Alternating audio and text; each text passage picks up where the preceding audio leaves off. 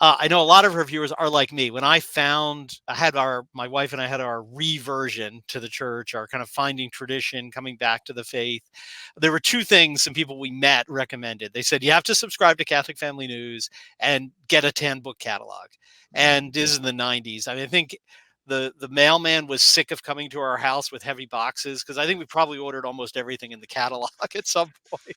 But he was always delivering. He's like, "You get a lot of books, guys." So they really were a great source for us of not only contemporary writing about what was going on now, but reprints of classic spiritual writing and things to nourish us. So, how did you get involved in that? And just tell us a little bit about what it was like, kind of saving the organization that produced the good books out of the bankruptcy situation.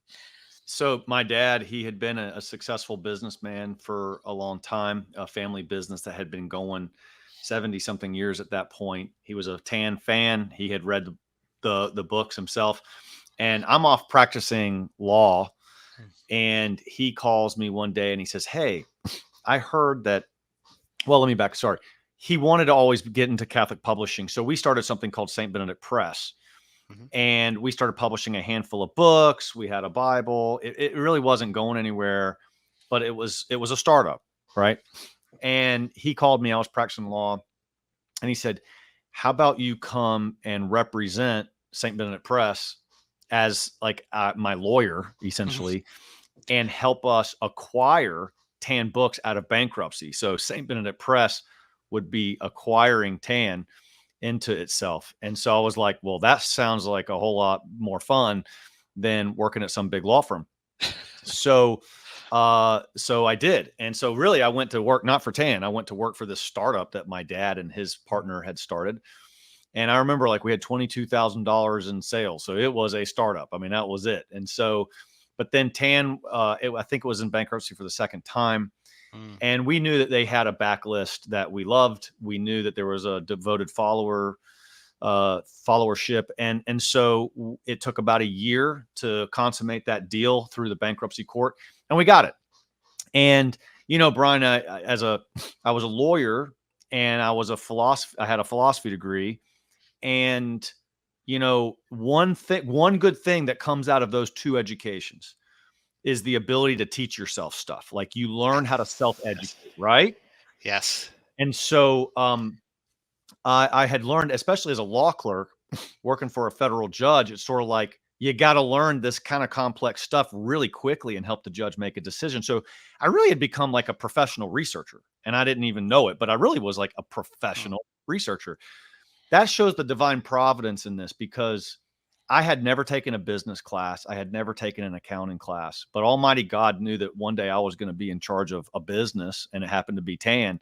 And so he trained me in educating myself. And so I studied and I read every big business book out there. I counted them one time years later, and I stopped counting around 250 business books.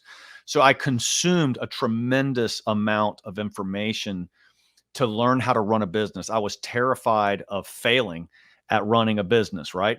But I found and I call it this. Now I'm speaking to a real natural law theorist. So take my words with a grain of salt, Brian. Okay. But I found the natural law of business, and I was searching for it. I was saying, what are the key principles that every business success requires?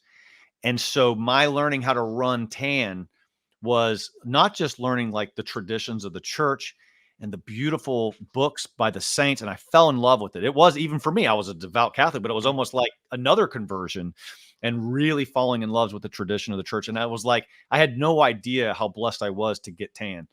And over time, that became more and more evident to me. But I had to learn the natural order of how to run something. Grace builds Mm. on nature. I had to perfect the natural virtues, as Aristotle would call them, of excellence of running a business. And so that's really what I focused on. And then ultimately, Brian, I applied that to running my family. And that's why I came up with Weller Family. So that's the connection between Mm. a law background and then Tan and then well ordered family. Wow, excellent. Well, I have to say, I had some tough clients when I practiced law, but I can't imagine having your dad as a client. That had to be a tough thing to do. But interesting. You read that that you said that. I don't know if you ever knew Thomas Nelson, who founded it. Obviously, a great person, because again, in those early days in the '90s, when he started the '80s and '90s, there was not a lot out there publishing these things, really foresight in that. But I think anybody who knew Tan and knew Thomas Nelson knew he was not a great business guy. And I think that's great that you were able to bring that business discipline, to the organization. But I don't. Did you ever get to meet him, or hear about the early days of Tan? You've asked me a very important question. Mm, And like, I'm not going to say I'm going to tear up, but there's only a handful of questions that kind of make me almost want to tear up when it yeah. comes to business. So Mm. when you buy a company out of bankruptcy, you usually don't become friends with the former owner. Okay. Right. Because it's Scott. so I didn't talk to Tom Nelson for years. I didn't know him, Wow. but maybe 3 years ago, I had heard that the man, I was living. And by the way, stood originally for Thomas A. Nelson. Like it was, Yes. I mean, Yep. so I was living under this man's initials, and I kind of felt like my father is, I'm continuing on his wonderful legacy. But in another way, I felt like I was continuing on Tom Nelson's legacy, and I didn't even Mm, know the guy. mm. So about 3 or 4 years ago, Brian, I learned that Tom, Mr. Nelson, had a stroke, and he was in a retirement home up in Chicago, near Chicago, like in Rockford, Illinois. Right. And so I flew up there. I got permission. I met with one of his friends, and I flew up there just to meet him. Wow. And he's still alive. And I went there and I sat with this man, and it was one of the most important hours of my life. And just he couldn't communicate a whole lot because of his pretty severe stroke. And I have differences with Tom. I have differences in theology with Tom. I have differences on a number of things, but we were able to set all that aside. And I wanted to thank this man for how he preserved the traditions of the church. And I think he went too far in some ways. I do. And that's a whole nother conversation. But I wanted to thank this man for what he Wow. did. And I wanted to promise him that I saw it as my moral duty and my calling from God to continue the legacy that he started. And that has sparked kind of a beautiful friendship. We don't talk a lot. We talk more through an intermediary Mhm. because of his illness. But that's a very powerful moment in my life, and I'll never forget it. And I plan on going back and seeing him in the next few months, so that I keep a relationship with Tom.